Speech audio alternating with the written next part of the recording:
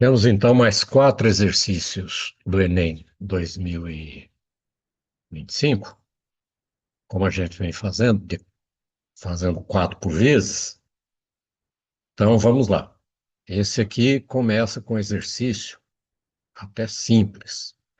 Fala assim: um confeiteiro passou a produzir tortas em formato de cilindro circular reto, com raio da base variando entre 12 e 16. Raio da base, hein, gente? E altura 6 centímetros. Essas tortas deverão ser embaladas em caixas com formato de prisma reto, de base quadrada, de modo que seja possível acomodar a torta em seu interior e ainda estar pelo menos 1 centímetro de distância entre a torta e as superfícies internas da caixa, lateral e superior. Ele dispõe originalmente de caixas no formato pretendido, cujas dimensões internas são 14 centímetros de comprimento ao lado da base, do lado da base, e 7 centímetros de altura. Então, observa que os 14 centímetros de comprimento deixa de atender a 15 e 16. A altura atende os 6 centímetros que ele está propondo. Portanto, ele comprará novas caixas com o mesmo formato das caixas originais,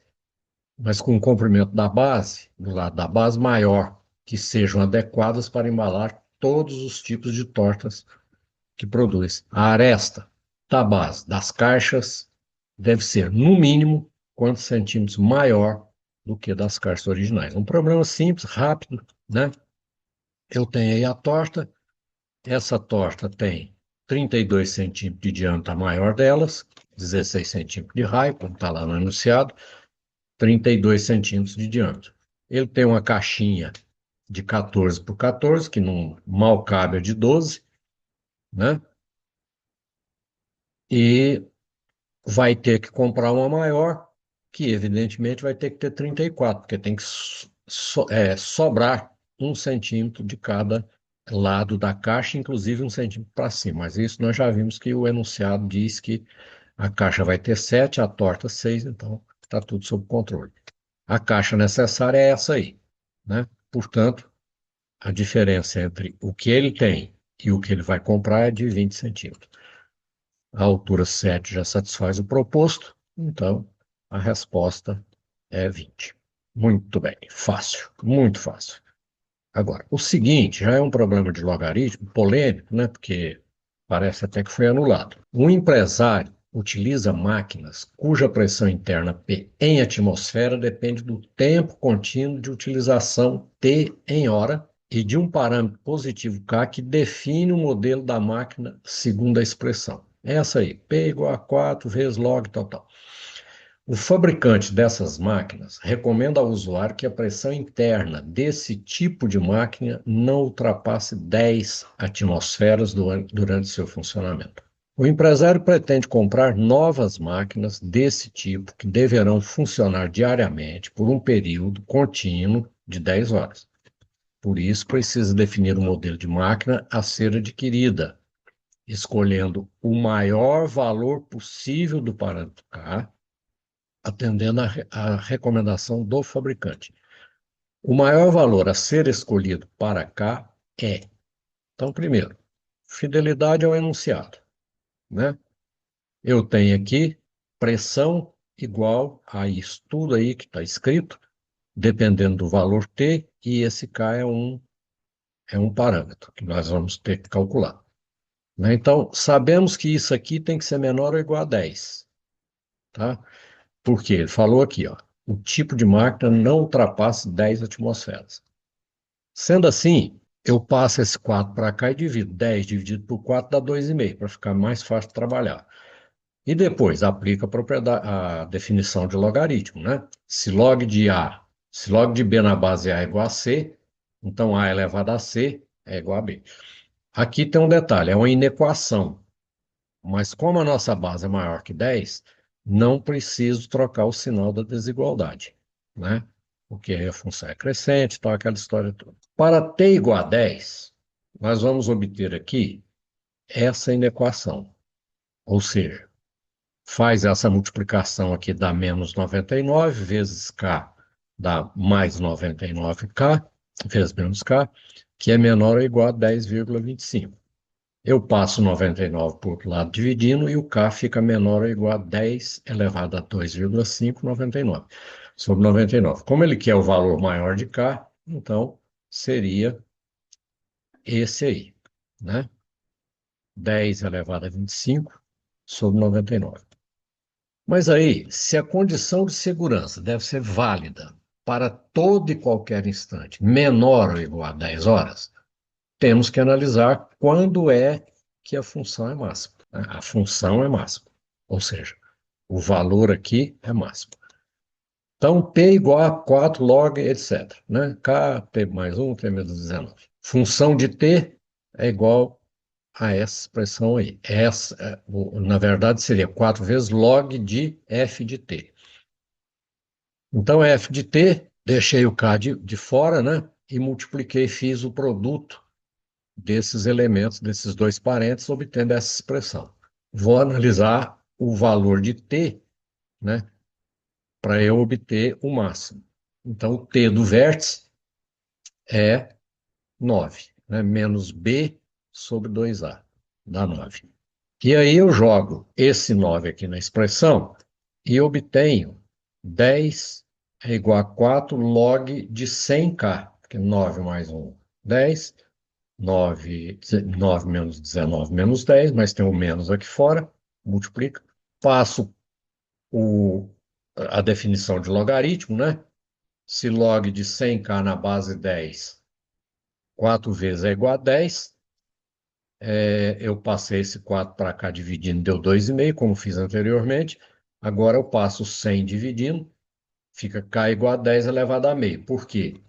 Porque eu tenho assim, ó, k igual 100, né? 100k igual a 10 elevado a 2,5. Ou seja, k é igual a 10 elevado a 2,5 sobre 100, que é 10 ao quadrado. Divisão de potência de mesma base. Conserva a base, subtrai os expoentes. 2,5 menos 2 dá o meio que nós temos aqui na segunda resposta. Tá? Então, o que vai acontecer? Vai acontecer o seguinte, que a resposta poderia ser 10 elevado a meio se eu adotasse esse tipo de resolução, né?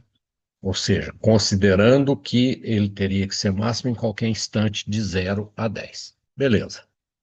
Um próximo é esse aí. Um exercício tranquilo, né? Porque é uma análise gráfica, mas que vai nos permitir dar a resposta rapidinho, porque só tem um gráfico que satisfaz o primeiro item que a gente analisar.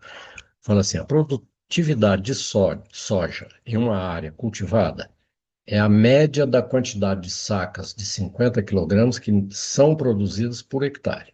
O quadro apresenta a área cultivada e a produtividade de soja em certa propriedade ao longo de 5 safras, com período de um ano de 2011 a 2016, como nós podemos olhar aqui em cada gráfico desse. 11, de 11 a 12, 13, 13, 14, etc.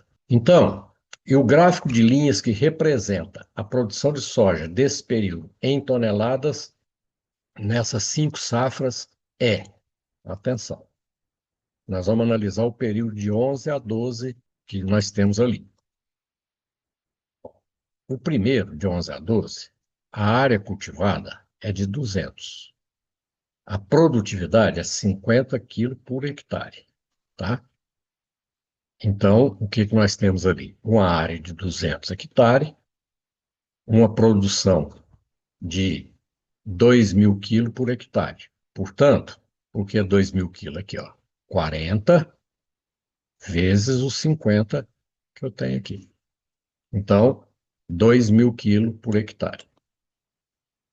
2.000 quilos por hectare vezes os 200 hectares vai me dar 400 mil quilos ou 400 toneladas. Se a gente observar os gráficos, vamos verificar que somente esse primeiro aqui, ó, 11, 12, tem como início de conversa o 400, as 400 toneladas. Então, esse aqui é o nosso gráfico. Prontinho. Beleza. Ótimo. Outro. Vamos lá, sem perder tempo.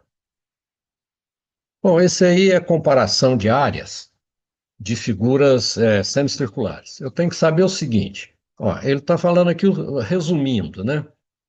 Que em uma cidade serão construído um túnel que atravessa a montanha e tal. Então ele quer saber o seguinte: esse túnel aqui é para automóvel, duas pistas. Ao lado dele, uma para bicicleta, duas pistas. Esse aqui é um com quatro pistas, automóvel, duas, e bicicleta nas extremidades, um. E ele diz que o, a opção é considerar aquela que tem a menor área, porque é aquela que vai dar a menor quantidade de escavações, é um túnel, né? Então eu tenho que calcular a área dessa figura mais essa e comparar com a área dessa aqui e ver qual que é a maior. Como ele está dando aqui os resultados, né? Nós temos que fazer as contas. Então, vamos lá. Área do projeto um, raio 6. Então vai ficar a primeira aqui, ó, π vezes 6 ao quadrado sobre 2. A área do círculo é πr2, essa aí é semicírculo, então é πr2 sobre 2. Mais a área dos bicicleteiros, πr2 sobre 2. Né? Somando as duas, ele fala para usar π igual a 3, somando as duas, nós vamos obter 67,5 metros cúbicos, metro quadrado. Agora a outra é direta, porque é uma pista com 9 metros de raio. O 9 ao quadrado dá 81, o 3 é o π, dividido por 2, vai dar os 121,5 metros quadrados. Qual que é menor? É essa aqui. Né? Então, nós temos aqui as alternativas, ó, dizendo qual é que deverá ser usada. Evidentemente, é a primeira. Né? Projeto 1, pois apresenta a área de secção transversal medindo 67,5. Muito bem. Né? Então é isso aí. E aí, a gente fica somente com esses quatro exercícios por hoje. A partir da próxima vez, né, a gente começa com esse aí que está na tela. Obrigado pela atenção e até outra.